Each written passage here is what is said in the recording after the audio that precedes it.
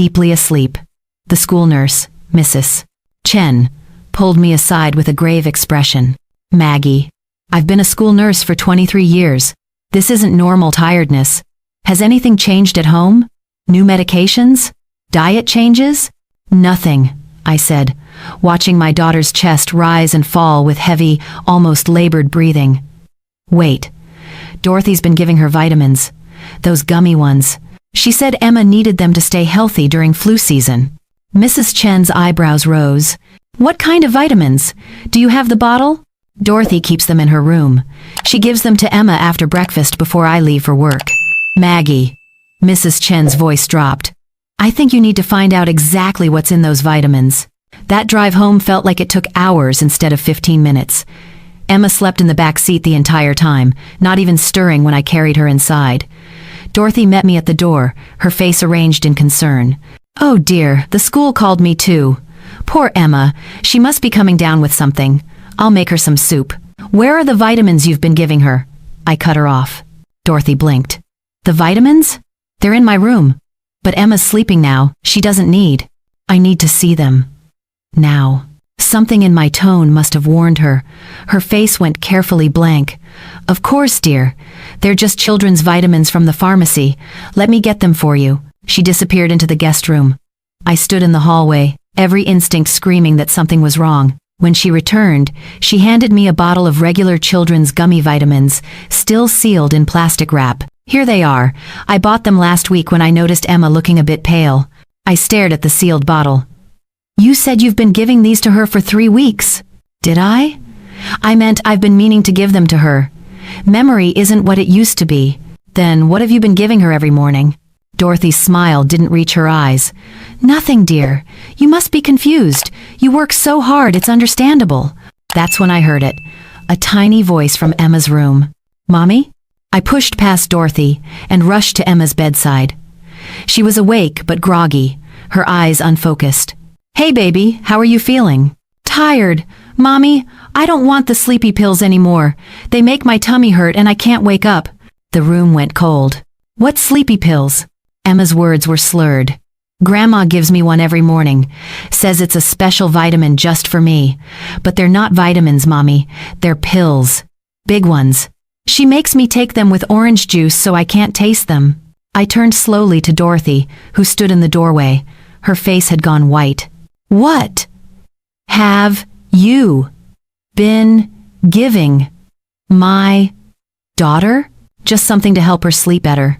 She was always so hyper in the mornings, bothering me while I was trying to rest after taking care of her all day. Sleep better? Dorothy, she's 6. She shouldn't need help sleeping. Where are these pills? I threw them away. They're gone. Emma's small voice interrupted. No, Grandma, I saved one. Remember yesterday when I pretended to swallow it but hid it in my cheek? It's in my treasure box. I'd never moved so fast in my life. Emma's treasure box, a little pink container under her bed, held her most precious items. A smooth pebble, a friendship bracelet, a photo of her late grandmother on my side, and there, wrapped carefully in a tissue, was a small white pill. I held it up to the light. There was an imprint on it, APO 10 with a line through the middle. Emma, you are so brave and so smart for saving this, I whispered, kissing her forehead. Then louder, Dorothy, you need to leave, now. Maggie, you're overreacting. It's just a mild sedative, perfectly safe. My doctor prescribed them for me years ago for my anxiety. You've been giving my 6-year-old your prescription anxiety medication? Robert will understand. He knows how difficult Emma can be. Get out of my house.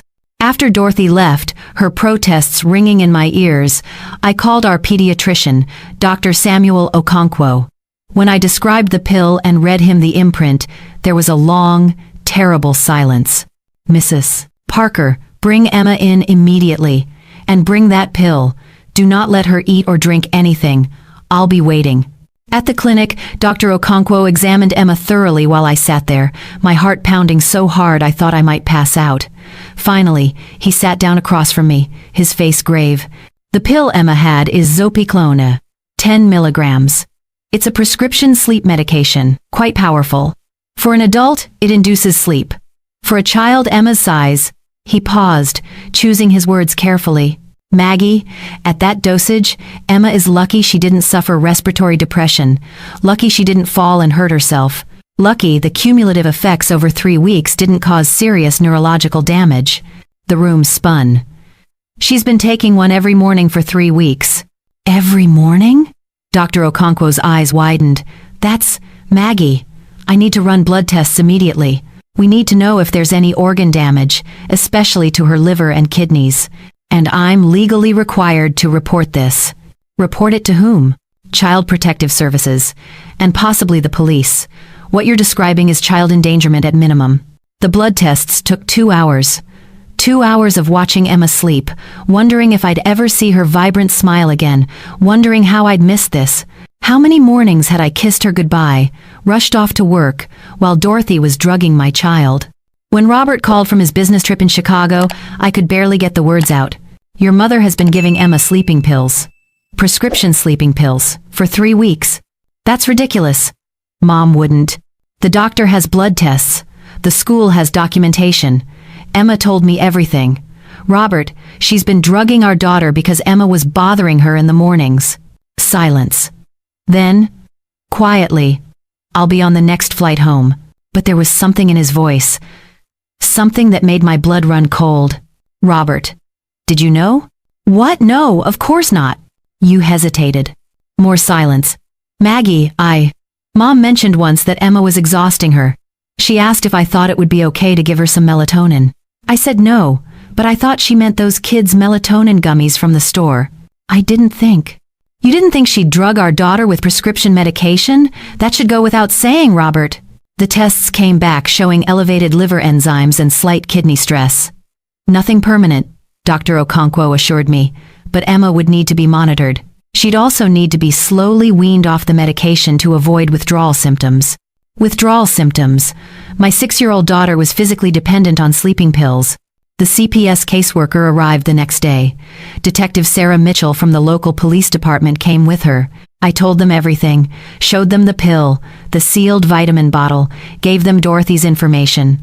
Mrs. Parker, Detective Mitchell said gently, your daughter's quick thinking may have saved her life. By keeping that pill, she gave us concrete evidence. Most cases like this, it's just he said, she said. But this, she held up the evidence bag. This is attempted poisoning of a minor. Will you arrest her? We'll be having a conversation with Mrs. Dorothy Parker today.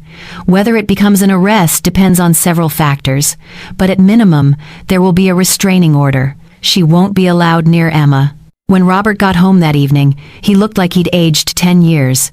He went straight to Emma's room, where she was finally awake, playing quietly with her dolls. Daddy! She tried to jump up but stumbled, still unsteady. He caught her, holding her tight. I watched from the doorway as my husband cried into our daughter's hair. Later that night, after Emma finally fell asleep naturally, Robert and I sat at the kitchen table. I should have seen it, he said. I should have questioned it when Mom said Emma was sleeping more. I thought she was just getting older, needed more rest. I should have seen it too. I'm her mother. I was here. No. He looked up, his eyes red. This is on my mother. And partly on me, because I didn't take her joke about Emma being too energetic seriously. I thought she was just complaining like grandmothers do. I never imagined she'd... His phone rang. It was his sister, calling from Oregon. Robert, Mom just called me crying, saying you and Maggie kicked her out over nothing. She says Emma's lying about pills. What's going on? I could hear her voice through the phone. Defensive, already taking her mother's side. Robert's jaw tightened. Sarah, our daughter was drugged. For 3 weeks. With Mom's prescription sleeping pills. We have blood tests. We have the pills. We have Emma's testimony. And before you say anything else, ask yourself this. Why would a 6-year-old make that up? Why would she fake falling asleep at school? Why would she hide a pill in a tissue if she was lying? Silence on the other end. Then, quietly, oh God, is Emma okay? She will be. No thanks to Mom. The legal process was slow and painful.